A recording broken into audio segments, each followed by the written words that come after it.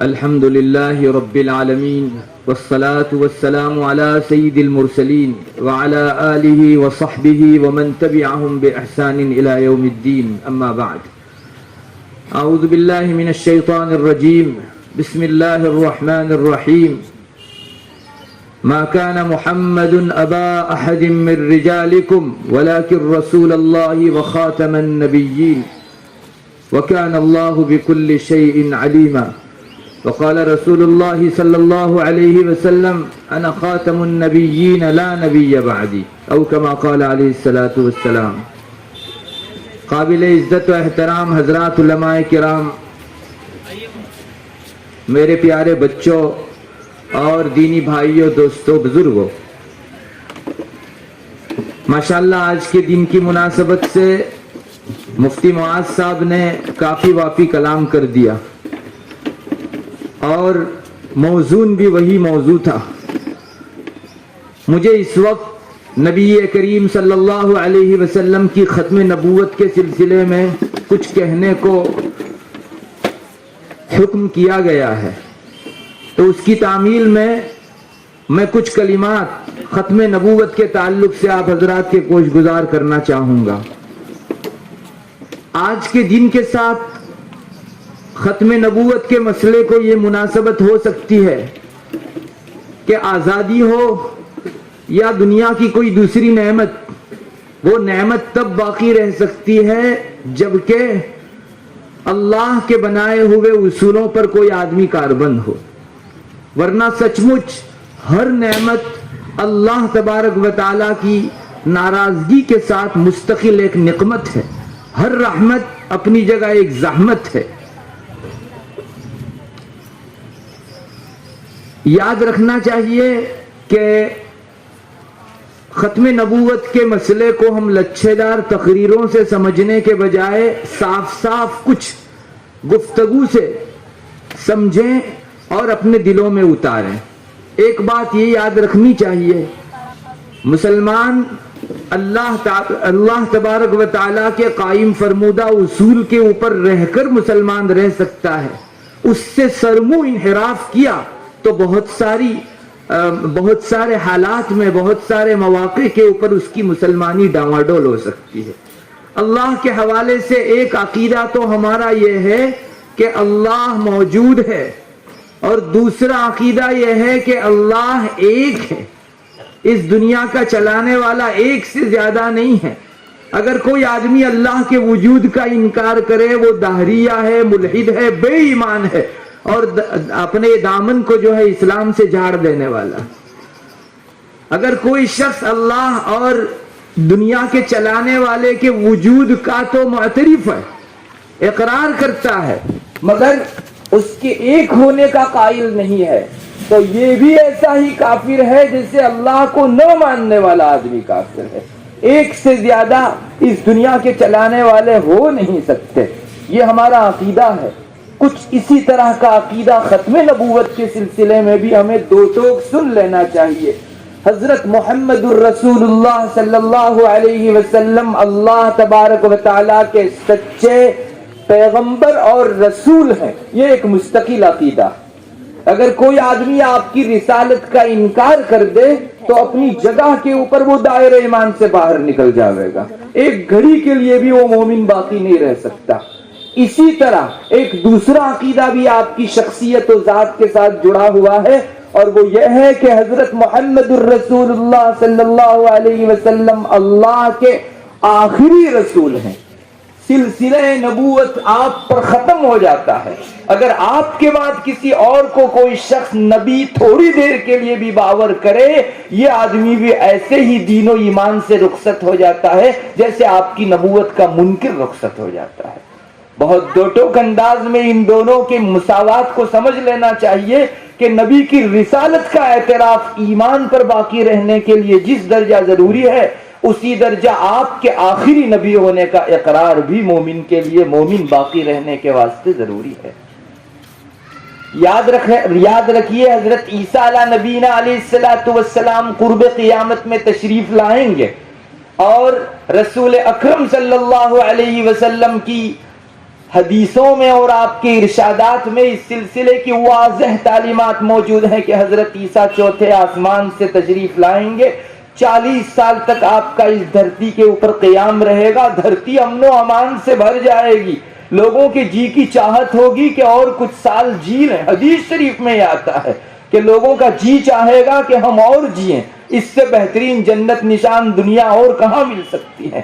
حضرت عیسیٰ تشریف لائیں گے، مگر ہمارا عقیدہ ہے، کتابوں کے اندر بہت دو ٹوک انداز میں یہ بات بھی لکھی ہے کہ حضرت عیسیٰ علیہ نبینا علیہ الصلوۃ والسلام کا اس مرتبہ کا نزول بحیثیت مستقل نبی کے نہیں ہوگا، بلکہ آپ صلی اللہ علیہ وسلم کے دین کی نشر و اشاعت کرنے والے نبی کی حیثیت سے آپ دنیا میں آئیں گے۔ اس لیے حضرت عیسیٰ کا تشریف لانا بھی ختم نبوت کے سلسلے میں ایک ذرہ برابر شبہ پیدا نہیں کر سکتا۔ یاد رکھو، ختم نبوت کے سلسلے میں اس وقت بہت سارے لوگ ہمارے دین و ایمان پر ڈاکہ ڈالنے کی بری نیت رکھ رہے ہیں، اور دنیا میں مختلف خطوں کے اندر کوئی آدمی زمانے کا بے عزت اور پوری اپنی زندگی کا سب سے برا اپنے نبی ہونے کا عالم لے کر کھڑا ہوتا ہے۔ اللہ تبارک و تعالیٰ اس کے منہ پر لعنت فرماوے جس نے نبوت کا دعویٰ کیا، اور بے وقوفوں کے گاؤں نہیں بسا کرتے، وہ ہمارے ہی بیچ نکل آتے ہیں۔ دنیا کا کوئی دعویٰ ایسا نہیں ہے جس کے پیچھے چند لوگوں کی بھیڑ جمع نہ ہو سکے۔ اگر اس وقت کوئی آدمی یہ علم لے کر کھڑا ہو جائے کہ آسمان نیچے ہے اور زمین اوپر ہے، تو میں آپ کو کہوں گا ایک جھمگٹا وہاں بھی آپ کو نظر آئے گا جو اس بات میں اس کی تصدیق کرتا ہے۔ انسانوں کی سرشت اللہ نے عجیب بنائی ہے، وہ جس وقت بلندی پر جاتا ہے تو اتنی باریکیوں پر اس کی نظر پڑتی ہے جہاں سب عاجز ہوتے ہیں، اور جس وقت پستی میں آتا ہے اس وقت اس کو نہ سورج نظر آتا ہے، نہ چاند نظر آتا ہے، نہ آسمان زمین کی حیت قضائی کا جو ہے وہ اعتراف کرتا ہے۔ ہمیں چاہیے کہ ہم لوگ اس موقع کے اوپر اس دو ٹوک عقیدے کو مسلمانوں کے سامنے خوب بہتر سے بہتر انداز میں، لچھے دار تقریروں میں عقائد بیان نہیں ہو سکتے، یہاں تو دو ٹوک الفاظ چاہیے، تول تول کر پھونک پھونک کر بولے جانے والے الفاظ و جملے چاہیے جس سے شرم و انحراف، اسلام سے بغاوت کہی جائے گی، افراط تفریط کہا جاوے گا، راہ اعتدال سے بچکنا اور ہٹنا کہا جاوے گا۔ یاد رکھیے، دنیا میں نبوت کے تعلق سے اور ختم نبوت کے تعلق سے بہت سارے فرقے پائے جاتے ہیں، اور ان سب کی تکفیر اور ان سب کا کافر ہونا مسلم ہے۔ ہمارے علماء نے اپنی کتابوں کے اندر اس کو بہت زور و شور سے لکھ رکھا ہے۔ دنیا میں ایک فرقہ ہے یہودیوں کا، جو یہودیہ عیسویہ کہا جاتا ہے۔ ان کا ماننا یہ ہے کہ محمد الرسول اللہ صلی اللہ علیہ وسلم فقط عرب کے نبی تھے، عربوں سے ہٹ کے آپ کی نبوت نہیں تھی۔ میں اس جگہ رک کر آپ کو ایک بات اور بتاؤں گا کہ نبی اکرم صلی اللہ علیہ وسلم کے حوالے سے میں نے دو باتیں آپ کو عقیدے کی ذکر کی، ایک تو آپ نبی ہیں اور آخری نبی ہیں، وہیں ایک تیسری بات بھی آپ کو بحیثیت عقیدے کے جان لینی چاہیے، وہ یہ کہ آپ صلی اللہ علیہ وسلم تمام لوگوں کے، تمام انسانوں کے اور تا صبح قیامت آنے والے ایک ایک فرد بشر کے نبی ہے۔ اور اعلان کروا دیا رب تعالیٰ نے، اس پر انگلی رکھنے والا اپنے ایمان سے کھیل رہا ہے۔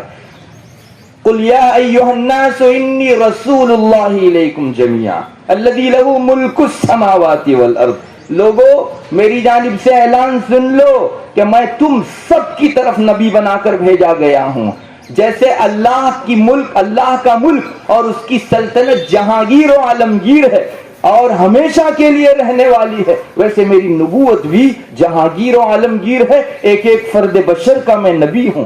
یہ تیسرا ایک عقیدہ ہے جس تعلق سے فرقہ عیسویہ، یہودیہ عیسویہ راہ سے ہٹا ہوا ہے، وہ اس کا قائل ہے کہ آپ کی نبوت محدود تھی فقط عرب تک کے لیے۔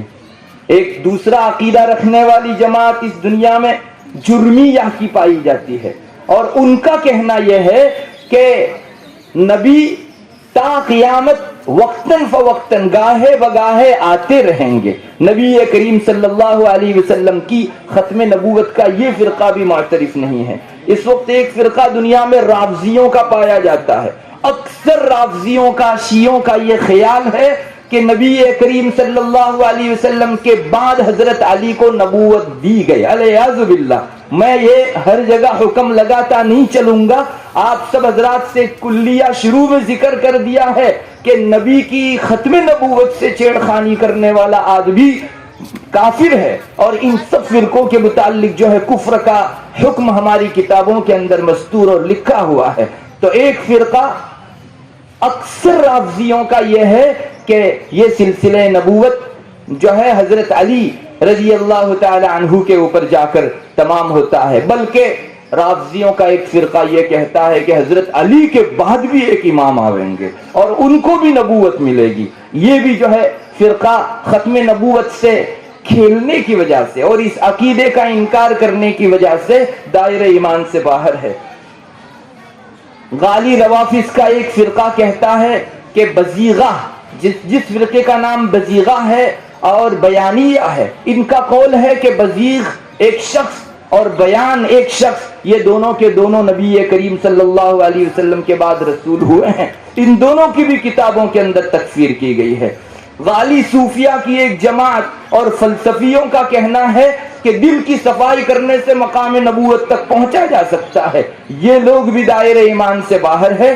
نبوت کا سلسلہ جب اللہ تعالیٰ نے حضرت محمد الرسول اللہ صلی اللہ علیہ وسلم پر ختم کر دیا تو پھر یہ حاصل کسب سے کیسے ہو سکتا ہے؟ وہب سے بھی نہیں ہو سکتا، چونکہ جہاں سے یہ وہبی چیز ملنی تھی وہاں سے سلسلہ مسدود اور بند ہے۔ اس لیے ختم نبوت کے سلسلے میں ہمیں بہت چوکنا رہنا چاہیے۔ یہ ایک ایسی پرنزاکت ڈگر ہے کہ جس کے اوپر بہت سارے لوگ آج اپنا ایمان داواں ڈول کر چکے ہیں۔ مرزا قادیانی نے نبوت کا دعویٰ کیا، جھوٹا دعویٰ کیا۔ آج تک ہمارے علماء اس کے مقابلے میں ختم نبوت کے دلائل پیش کرتے آ رہے ہیں، مگر جس درجہ ادھر سے کوشش ہوتی ہے اس درجہ کوششوں کے یہاں سے نہ ہو سکنے کی وجہ سے بہت سارے سادہ لوگ مسلمان اس عقیدے میں، برے عقیدے میں پڑھ کر اپنا ایمان گنوا رہے ہیں، دعویٰ ڈول کر رہے ہیں۔ ہمیں چاہیے کہ ہم لوگ اللہ تبارک و تعالیٰ کی مدد لے کر امت مسلمہ کے ایک ایک فرد کے کان میں نہایت دو ٹوک انداز میں یہ بات ڈالیں کہ اگر کوئی تم کو کہنے آئے کہ محمد الرسول اللہ صلی اللہ علیہ وسلم کے بعد بھی کوئی نبی ہے تو آپ جگہ کے اوپر اس کا انکار کر دینا۔ ہمارا عقیدہ ہے آپ کے بعد کوئی نبی آنے والا نہیں ہے۔ یہ ایک عامی سے عامی ہمارے بچوں، چھوٹے بچوں کے ذہن و دماغ میں بہت راسخ کیے جانے کے قابل عقیدہ ہے۔